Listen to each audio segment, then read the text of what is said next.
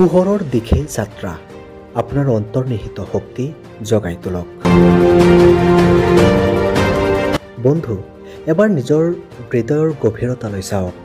আপুনি সেই ক্ষীণ শব্দটো শুনিছেনে? সেই সম্ভাৱনা, সেই সপোনৰ গুণগুণনি যিয়ে আপোনাৰ ভিতৰৰ অসীম শক্তিক প্ৰকাশ কৰিবলৈ অপেক্ষা কৰি আছে। হয়তো আজি আপোনাৰ অনুভৱ হৈছে যে আপুনি ভাগৰি পৰিছে, পথটো কঠিন আৰু পোহৰ যেন বহুত দূৰত। হয়তো বিফলতাৰ ডাৱৰে আপোনাক আৱৰি ধৰিছে, কিন্তু মনত ৰাখিব, প্ৰতিটো ধুমুহাই এক নতুন দিগন্তৰ আৰম্ভণি কৰে। প্ৰথম খোজ, ভয়ক জয় কৰক। ভয় এইটো এটা মিছা দেৱাল যিটো আমি নিজেই সৃষ্টি কৰোঁ। ভয়ে কয় তুমি নোৱাৰিবা, ভয়ে কয় বিপদ নল'বা। কিন্তু আজি সেই ভয়ক প্ৰশ্ন কৰক, ভয় দেখুৱাই মোক কিয় ৰখাই ৰাখিব বিচাৰিছা? মনত ৰাখিব, সাহস মানে ভয় নোহোৱা নহয়। সাহস হ'ল ভয় থকাৰ পিছতো আগবাঢ়ি যোৱাৰ সিদ্ধান্ত লোৱা।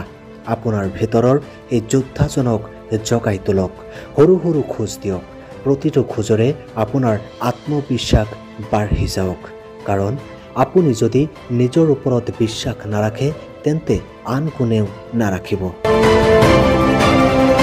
দ্বিতীয় খোজ, উদ্দেশ্য মনত ৰাখক। আপুনি কিয় এই পথত নামিছে? আপোনাৰ জীৱনৰ উদ্দেশ্য কি? কোনে আপোনাৰ সফলতাৰ পিনে চাই আছে?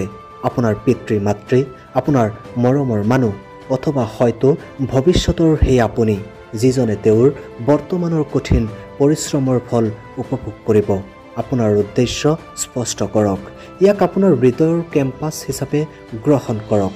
যেতিয়াই আপুনি দুৰ্বল অনুভৱ কৰিব, তেতিয়াই এই উদ্দেশ্যক স্মৰণ কৰক। ই আপোনাক ঠেলি দিব, আপোনাক থিয় হ'বলৈ সহায় কৰিব।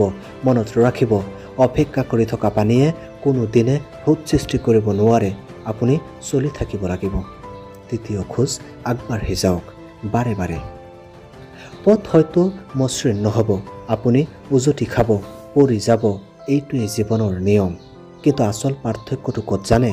পৰি যোৱাটো বিফলতা নহয়, বিফলতা হ'ল পৰি থকাৰ সিদ্ধান্ত লোৱা। আপুনি যিমানবাৰ বিফল হয়, সিমানবাৰ আপুনি এটা শিক্ষা লাভ কৰে। প্ৰতিটো ভুল আপোনাক আপোনাৰ লক্ষ্যৰ অধিক ওচৰলৈ লৈ যায়। সেয়েহে হতাশ নহ'ব, দাঁত কামুৰি আকৌ উঠক। আপোনাৰ ভিতৰৰ সেই অদম্য হেঁপাহেই হ'ল আপোনাৰ আটাইতকৈ ডাঙৰ সম্পদ। আজি এই মুহূৰ্ততেই এটা প্ৰতিজ্ঞা কৰক। আপুনি আপোনাৰ সকলো অজুহাত আঁতৰাই পেলাব। আপুনি আপোনাৰ ভিতৰৰ শুই থকা শক্তিক জগাই তুলিব। আপুনি দুৰ্বল নহয়, আপুনি অসাধাৰণ। আপোনাৰ ভিতৰৰ জয়ীক কোনেও নুমুৱাব নোৱাৰে।